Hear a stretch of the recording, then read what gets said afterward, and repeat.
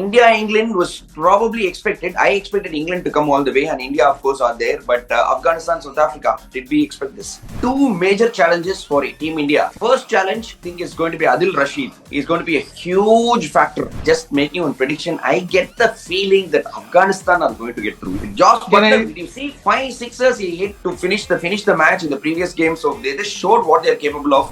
I'm going Afghanistan-England final. Right from the start, Priyatham, you've been against India. Magnificent catch. Just look at Badrinath diving into it. Lovely shot. Picks it over the offside. That's a good shot. Back-to-back boundaries.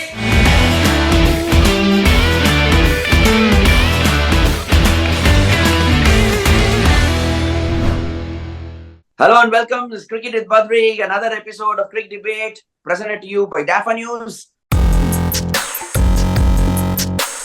Priyatham is here with us. Hi, Priyatham. Hi, Badri, how are you? Yeah, this World Cup has reached the knockout stages and very, very crucial stages. India playing against England and Afghanistan playing against South Africa. First of all, I just want to ask, did we expect this? India-England was probably expected. I expected England to come all the way, and India, of course, are there. But Afghanistan, South Africa, did we expect this? I'll answer your first question. Did we expect this? I honestly didn't expect India to make it to the semi-finals when the tournament started. But once we knew who was coming into the Super 8, India and Australia, I thought would make it. And definitely Afghanistan ahead of Australia. I think Brian Lara picked Afghanistan and Australia to make the semi-finals. He was the only cricket analyst who's picked Afghanistan to make it. And I think Rashid Khan also mentioned that. I don't think Afghanistan making it surprised anybody except all of us. Brian Lara is the only guy who picked that. Hats off to him.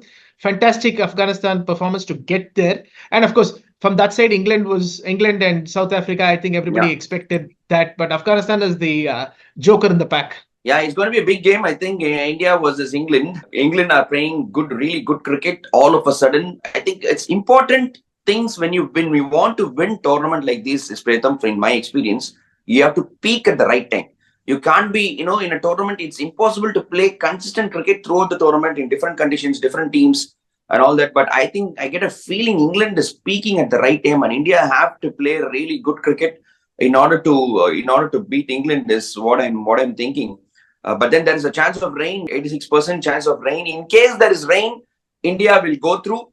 But then we all want a game of cricket, right? Yeah, nobody controls the weather, thankfully. So we can't do anything about that. But I think this is the true revenge game, Badri. India-England, Adelaide, 2022, November. England really put a shellacking on India. 167, they chased it down in about 16 and a half overs.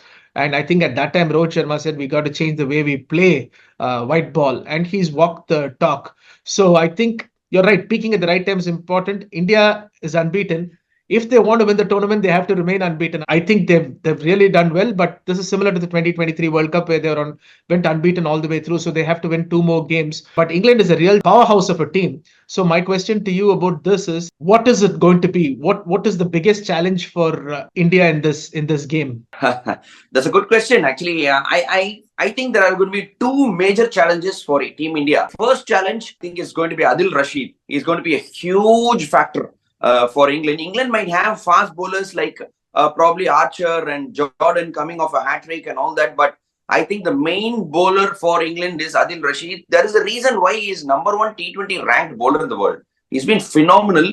His graph has always gone up. He's bowled excellently. And there is the small concern for Indian batsmen against wrist spinners. Still, I think a few batsmen can handle the wrist spinners well, for the likes of probably a Surya Kumar Yadav can really well, and maybe a Jadeja or Shivam Dube.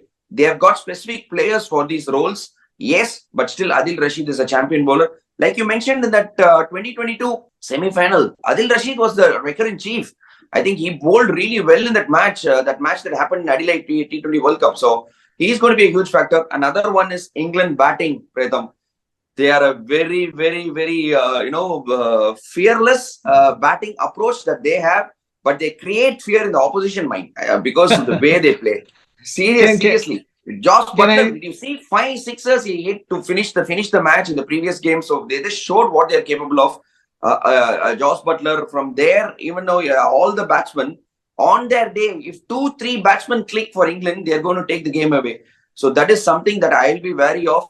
India have been slightly expensive. Their bowling, even in the last game, you will know it. You're right. They've got four batsmen who can really break open the game. Phil Salt, Josh Butler, Bairstow, Livingston, and of course Harry Brook. So they've got a phenomenal batting lineup. So I think, to be honest, they have hit us all the way through. So is it safe to say that this is going to be India's bowling versus England's batting? Because I think England's bowling might be the weaker suit, but their batting is very, very strong. So is it safe to say that it is India's bowling versus England's batting? Yes, definitely. I think it's more than safe. I think it is more or less, this is what is going to determine the way this game is going to go. We always have mentioned before that the Indian batting lineup is always the strongest, and Indian batting against the opposition bowling, especially when the teams play like Pakistan or something like that. That's the one thing we talk about. But for once, I think England batting is much more loaded, much more better. For all due respect to Rohit Sharma, the way he played and the way Hardik Pandya has been playing, where Surya Kumar Yadav has been playing, still man to man, England is a better batting lineup. So it's going to be Indian bowling, especially the spinners. Pratham, I think the key bowlers are 2 bowlers for Team India. Kuldeep Yadav, because he's provided the vital breakthroughs. Even in last match against Australia, he was the one who provided the crucial breakthroughs. And Bumrah had 1 bad over. He conceded 17 runs. But the rest of the 3 overs, he bowled brilliantly. Just for 20 odd runs, he finished in his 4 overs. So these 2 bowlers are going to be the key. I really hope not. I fear that these 2 bowlers should have good days. If they have bad days, they are in trouble. Okay, so then let me ask you one final question. What would you do if you are Rohit Sharma? Are you going to bat or bowl if you win the toss? Look, Pratham, I think it's a little bit of a tricky question because, like you said, the weather is there. I will see the day tomorrow, how it comes. If there is some rain in the air, if there is a chance of delay, obviously it's better to chase. But if the conditions are really good, like St. Lucia, it was one of the best batting tracks. Probably it's better to bat first in a big game. India just, they can just go out there and bat the team out. But it purely depends on the conditions. I think I will probably delay the answer to this question because it all depends on the day, the wicket. Like we say in Tamil commentary, you have to have a look at the sky as well, and you have to look at the ground as well, and then take the decision.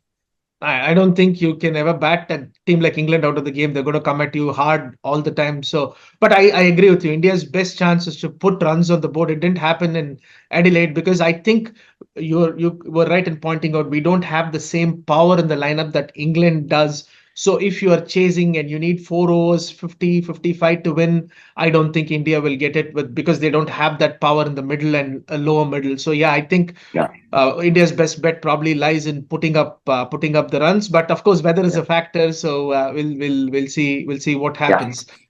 Yeah. And one word we'll have on the other game as well. YNI on South Africa versus Afghanistan.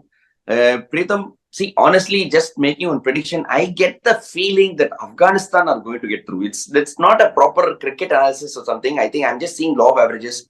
South Africa have played really good cricket, but they are due for a bad game. I think they've knowing their history in knockout games, they have choked. So I'm just thinking that it's probably going to be Afghanistan. There is no proper cricket reason. Obviously, Afghanistan are on upward momentum as well. Confidence is on their side. And of course, the wrist spinners are always an X factor. I think South Africa have squeaked home in a couple of games, Badri.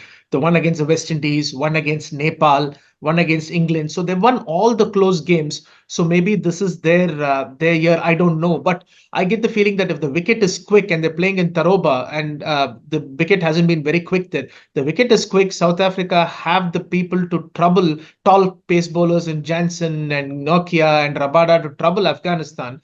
Whereas Afghanistan doesn't have the pace strength, but if the wicket is slow, Afghanistan's strength comes into play, which is spin. I get the feeling if Afghanistan bat first and somehow get to 160, 165, they're going to create a lot of trouble for South Africa. Yeah, you're saying Afghanistan should bat first. South Africa should also bat first. So toss is going to be crucial in that game is what I think, because South Africa, they have screwed up the chases sometimes. They are unable to chase and they have choked under a crucial game. When they have to chase, they have not done it. And Afghanistan also, their strength is bowling. So obviously they want to put a score on board.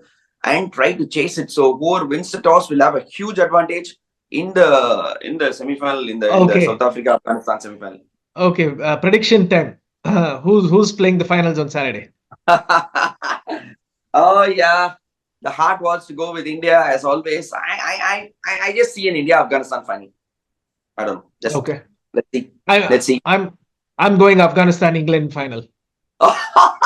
Right from the start, Priyatham, you've been against India. I think India are surprising you. I think coming to the semi-final, and I think they are going to surprise you by coming to the final again.